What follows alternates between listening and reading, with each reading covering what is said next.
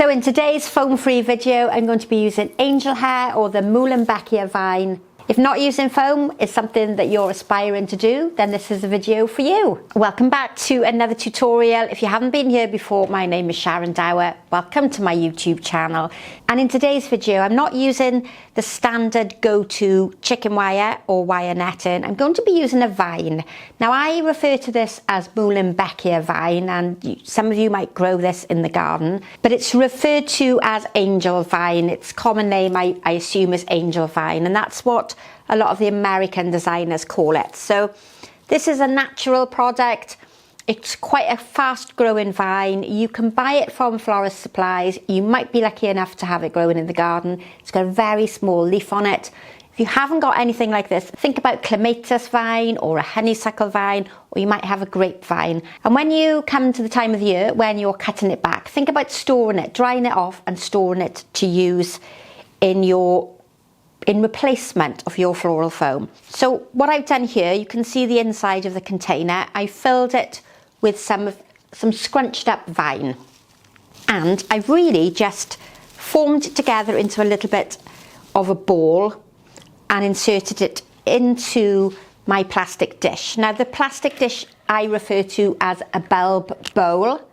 And what I'm trying to do on a Tuesday, so there's a new set of videos also coming on a Tuesday, is where I talk you through different styles of containers and mechanics and what we would refer to as the underpinning knowledge. So there should be a video coming. It might not be available yet. If it is available, I will link it here in the cards, where I discuss all these different, or the names of all these different containers. That was a request from one of the viewers. So this is what we call here in the UK a bulb bowl. They come in two different sizes, and I filled it with that Meulenbeckia vine. Now remember, if you're trying to be sustainable and environmentally friendly, you can't use the floral tape because that's a single-use plastic. So I've used string to prevent that vine from slipping out of the container. And this novelty, sort of unusual style container isn't one I've picked up in the charity shop, which is quite rare for me. This has come from Sainsbury's. It's a habitat container, and I felt it was quite versatile and something I could use at different times of the year. I initially bought it because I think I'm going to do something for Easter, but I haven't planned that video yet. Ignore that for a minute. The plastic dish doesn't quite sit in the bottom. You can see there that it's really quite unstable. So I've just scrunched up a piece of brown wrapping paper in the bottom so that it just gives a flat support for my plastic dish. That could be anything in the bottom. It could be some dry foam if you've got any dry foam at home. It could be some fabric, could be a little bit of moss. The reason I didn't use moss was because I'm thinking that it might siphon out some of the water and damage the basketry. So nice little container. I'm thinking that I'm just going to go quite organic and quite natural and use the flowers in whatever way they naturally want to form. I'm not a lover of using no foam mechanics and then trying to create a geometric shape, because that's what we tend to do with floral foam. So what I'm going to do here is pour in some fresh water. Remember to always have flower food in it. And for years and years and years, and currently, we're always told not to have anything below the water level because it's going to contaminate the water. And there is going to be some type of contamination. There's bound to be, because we've got a natural product sitting in the water. But I think it's probably far better for the environment than using floral foam. And I'm thinking of not using the basket straight on because that's quite a solid shape. I'm going to try and remember to have the point at the front and the flowers coming out in the narrower sections of the basket. Whether I'll remember to keep doing that all the way through is another thing. Now the foliage that I'm going to start with is Eleagnus. I think this variety is Maryland, but I visited a friend's garden the other day, or a friend's house the other day, and she had this in the garden, and I thought it was quite spectacular. Now, when I discuss foliage that is busy and there's a lot going on in it, then that definitely has a lot going on in it. And what I don't want to do is team it up with another really busy greenery. So this is euonymus, and that Eleagnus has really decided the colour scheme and the colour combination that I'm going to work with. I've got some Hellebores, and they do have a pink centre, but I thought that if I matched flowers with the pink centre, it really wasn't going to complement this sort of bright, almost limey green colour. So now I've got to try and decide which way it looks better. And if I have it leaning over to my left and your left when I turn it around, then you're seeing the majority of the colour. So if I use it that way, you can see the leaf. If I use it this way, it's not quite as visible. And make sure that you've removed all of these little bits here, because that's just going to catch in the vine and make it difficult for you to arrange with. So any of those side shoots, get rid of. And then I'm going to aim this over to my left, and we'll see how that's going to work. Now that quite naturally is sitting there over to the left, and I've got a few pieces of this, so I'm going to look for something for the opposite side. It doesn't have to be perfectly matching. And a little tip, if you are picking greenery from the garden, then quite often, if you look for pieces from different sides of the bush itself, they're going to be growing in a better way so that you can add them into the arrangement. Did that make sense at all? So material that's on one side of the bush is going to be angled in one position. Material that's on the other side is going to be angled on the opposite side. If you pick two from the same side, they're going to look very similar. So try and alternate where you select your foliage from, and you'll have a nicer finished shape. So if we turn this around, you'll see that I haven't done quite as good job on the left as I have on the right. So this material here doesn't show the colour of the Eleagnus quite as much as it does on this side. But what I love about all of the Eleagnus is that it's almost like that double side record that we used to have years ago. It's just as lovely on the back as it is on the front, so you can use it on both sides. And I'm going to pick one final piece to come towards the middle of my arrangement. I don't want to make it too symmetrical, too patterned, but I want to link the colour together rather than have, you know, those two big flappy wings that you hear me talk about on a regular basis. And that one can sit a little bit more towards the front. So this is the sort of basic shape that I'm starting with. It's going to develop, and I don't really know which way it's going to develop, but we'll see as we go along. And the beauty of the lovely angel vine there in the centre is that it supports your foliage quite naturally. You haven't got to overthink what you're doing. Just wiggle it down through the centre of that structure, and then so that it's deep enough to get to the water in the bottom. So this shorter piece in the middle is called recession. It's going to draw your eye down, and it also helps to cover that vine.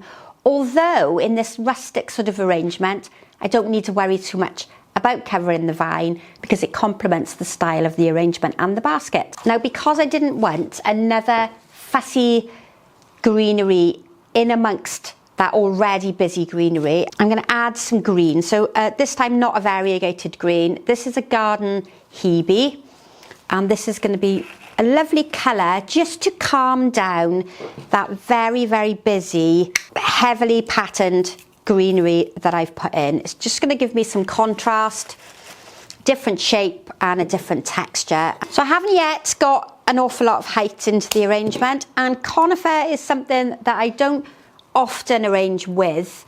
It's quite a common plant here in the UK, so it's something that I don't tend to generally use. But again, the texture is lovely, and it's going to work to calm down the arrangement because that is really quite busy at the moment. And I can only make this arrangement as tall as my greenery will allow me to. So that's why there isn't really any height there in the centre. I don't think I want to add this tall piece in the middle, because that for me is going to make it a bit too heavy. But I'm just going to add in a little bit of extra greenery over on that side there, and hopefully now that speckled splash of colour isn't quite so dominant and the design is a bit more restful. So the colour combination that I'm going to be using today has definitely been influenced by that limey yellowy colour of the Eleagnus. And I'm going to start with a flower that I've got in my garden in the middle of winter, still flowering. This is Europs. It's not a great lover of floral foam, so it's going to work really well in here, but it doesn't like being out of water for any length of time. So I'm going to get this in first. And if we look at this piece here, it is naturally curving, so that's going to work nicely on the outside of the arrangement. And I'm just going to feed that through a little bit. I keep forgetting that I've gone off centre with the basket, so that's going to sit nicely there. Make sure it's right the way down to the bottom of the bulb bowl, and then we look for something similar but different to go on the opposite side, so we're not perfectly matching the shape. And this one does have that nice angle which will come over onto the opposite side. Now don't forget, Sharon, you put that basket as an angle, so remember to work with it so the point is at the front. So this little Europs I picked up really cheaply in one of what we call the pound shop here in the UK. So it's one of those little home bargain sort of style shops which had this really fantastic, cheerful little plant, and it's absolutely thrived on the side of my drive. It's in a very poor piece of soil that not a lot of plants have thrived in, and it's a grey leafed plant, and quite often grey leaf plants survive in poor soil or free draining soil because it's similar to the Mediterranean. And if we look at this shape, I'm thinking that that is going to come really nicely over the front of the basket, so that I'm bringing the colour of that nice cheerful yellow down towards the front. So I've almost got slight inverted crescent. There's a little bit of movement down over the side, and with the remaining pieces, that one's definitely wants to go over to your left as you're looking at it. That's going to fit nicely in there. This taller piece can come more towards the back, and then I've got a shorter piece which I can put in the middle there. So what I've really basically tried to do is just even out the colour distribution. Hopefully the yellow of the little daisy head picks up nicely on the limey yellow of the foliage, and the shape is complementing the style of the basket. Now if you're in a warmer part of the country, you might have this growing in your garden, and if you're here in the UK, then I can definitely recommend it. Now this little flower is the Allium. This one is Flucon, or what I'm not sure if that's how you pronounce it, but Flucon or Flocon, which means snowflake, and you can see exactly why it's referred to as a snowflake, because it's got that really dainty head. So the Allium, if you didn't know, is part of the onion family, so it does have a very strong odour. It's not the nicest of perfumes, but the shape is always lovely to work with. It's almost got a little nodding head that works so well in lots of different styles, but when you cut it, you do get that quite pungent onion sort of smell wafting up from it, which can be a little overpowering.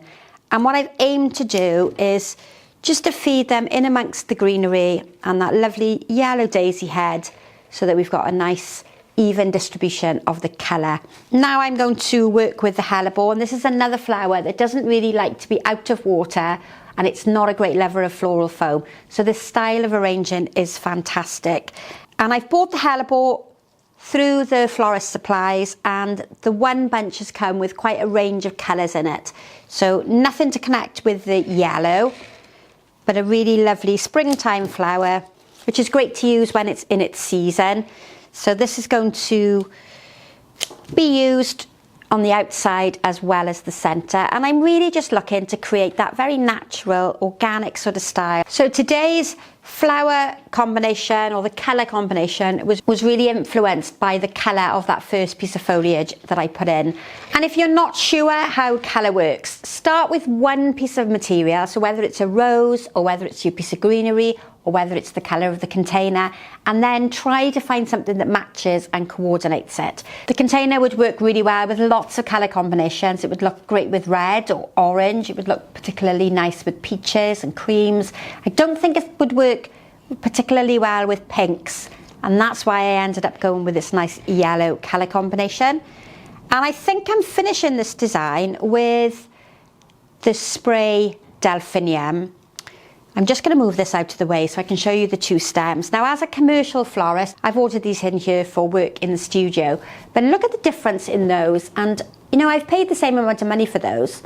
That one has given me 5 or 6 heads. This one here has just got 1. So we want more of the spray, more of the big ones.